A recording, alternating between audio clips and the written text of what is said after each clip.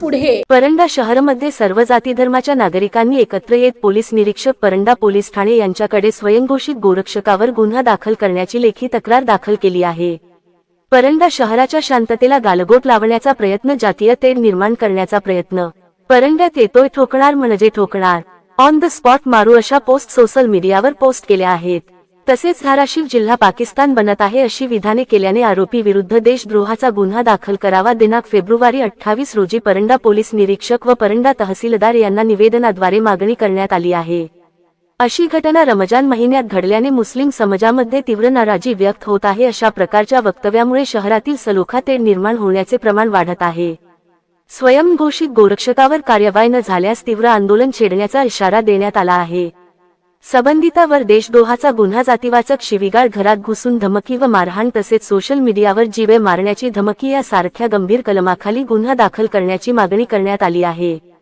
परंडा शहरामध्ये आजवर सर्व समाज गुण्यागोविंदानं नांदत असताना काही बाहेरील व्यक्तीमुळे तणाव निर्माण होऊ नये अशी भावना नागरिकांमधून होत आहे।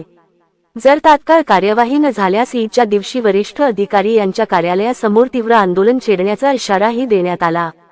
प्रशासन काय भूमिका बजावणार याकडे सर्वांचे लक्ष लागले आहे। जनहितार्थ न्यूज, एक पाऊल पुढे। मध्ये खूप मोठी लोकशाही आहे। डॉक्टर बाबासाहेब आंबेडकरांनी काही मूलभूत अधिकार आणि हक्क इथल्या नागरिकांना दिलेले आहेत, परंतु काही हिंदुत्ववादी संघटना स्वतःला संरक्षक म्हणून संबोधून घेतात आणि बेकायदेशीरित्या एखाद्याच्या घरामध्ये जाणं, महिला बाळांना तिथं छेडछाड करणं, त्यांना टॉर्चर करणं, धमक्या देणं ही कुठल्या प्रकारामध्ये मोडतं हे मला काही कळत नाही। आणि म्हणून हे प्रकरण इथपर्यंतच थांबलं नाही, तर त्यांनी सोशल मीडियाचा एक अतिशय चांगल्या पद्धतीचा वापर करण्यासाठी सोशल मीडियाचं माध्यम आहे, परंतु त्यांनी त्याचा गैरवापर करण्याचा प्रयत्न केलेला आहे। सोशल मीडियाच्या माध्यमातून त्यांनी बंदुकी दाखवलेल्या आहेत, धमक्या सोशल मीडियाच्या माध्यमातून दिलेल्या आहेत की आम्ही अशा पद्धतीनं असं येणार आहोत, अमक्या ते वेळ काळ स्थळ सगळं त्यांनी सर्गितलेलं आहे। आणि माझं या ठिकाणी प्रशासनाला विनंती आहे की परंडा शहर अतिशय शांततामय वातावरणामध्ये जगणारी माणसं आहेत, समाज सर्व जाती धर्माची एकत्रित नांदणारी आहेत। या ठिकाणी आज पवित्र महिना रमजानचा चालू आहे। या ठिकाणी मुस्लिम बांधवांना रमजानमध्ये उपवास आहे आणि या उपवासाच्या महिन्यामध्ये या अशा पद्धतीचं बेकायदेशीर कृत्य या गोरक्षकांना केलेलं आहे, तर मी त्या गोष्टीचा या ठिकाणी धिक्कार करतो, निषेध करतो आणि मी पोलीस प्रशासनाला एक विनंती करतो की हे जे कृत्य आहे ते आपल्या समोर आहे, आपण सर्वजण हे पाहतोय, तर या ठिकाणी आपल्याला त्यांच्याबरोबर कडकात कडक कारवाई केली पाहिजे आणि परंडा शहर शांतता ठेवण्यासाठी आपण प्रयत्न केले पाहिजेत। गल्ली या ठिकाणी आल्याच्या नंतर परंडा शहरातले जे आपले कसाबाचे समाज बांधव आहेत यांच्या घरात जाऊन त्यांनी झडती घेण्याचा प्रयत्न केला। त्यांच्या बाया माणसाला दमदाटी करून धमक्या देऊन त्यांना विचारण्यात आलं की तुमच्या घरात जनावरचं मांस आहे का, असं तसं म्हणून त्यांच्या संग शिवीगाळ केली। शिवीगाळ केल्याच्या नंतर ते पोलिसांच्या हस्तक्षेप करून ते प्रकरण कसं तरी मिटवण्याचा प्रयत्न केला आणि प्रकरण मिटलं। परंतु गेल्या 2-3 दिवसापूर्वीपासून सोशल मीडियाच्या माध्यमातून जे गोरक्षक दलाचे जे कार्यकर्ते पदाधिकारी आहेत त्यांनी सोशल मीडियावर असं एक जातीद्वेष निर्माण करण्याच्या भावनेतून तणाव कसा, वातावरण कसं खराब होईल, पवित्र रमजान महिन्याच्या सणासुदीमध्ये वातावरण कशा पद्धतीनं खराब होईल म्हणून त्यांनी अशा धमक्या दिलेल्या आहेत की आम्ही परंड्यात येतो, परंड्यात कसा गल्लीवर हल्ला करण्याचा आम्ही हल्ला करतो, प्रयत्न करतो आणि बंदुकीचं पिस्तुलीचं असं चित्र दाखवून त्याच्यावरती जीव म्हणजे धमकी दिलेली आहे अशी भयानक पद्धतीची। तर मला या माध्यमातून त्या गोरक्षकांना असं सांगायचं आहे की आमचं गाव गुण्यागोविंदाने या ठिकाणी नांदत आहे।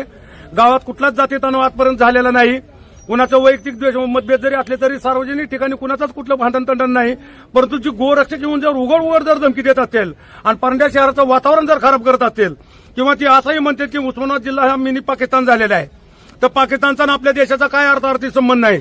म्हणून आम्ही सर्व गाववाल्याच्या वतीने या ठिकाणी पोलीस प्रशासन, तहसीलदार यांना निवेदन देतो आणि निवेदनात अशी मागणी करतोय की संबंधित स्वयंघोषित जे दलाल आहेत तुमचे गोरक्षक, या गोरक्षकावरती देशद्रोहाचा गुन्हा दाखल करावा आणि आज संध्याकाळी त्यांनी येऊन परंडा शहरामध्ये जाती तणाव निर्माण करून दंगल घडविण्याचा जो प्रयत्न करणार आहेत तर त्याला प्रशासनाने जरब बसावी, त्यांना तात्काळ त्यांचा शोध घेऊन त्यांना अटक करण्यात यावा आणि परंड्यात जे वातावरण खराब होणार आहे त्याच्यापासून त्यांना मुक्त करण्यात यावं आणि जेणेकरून परंडा शहर शांततेच्या वातावरणात जगल।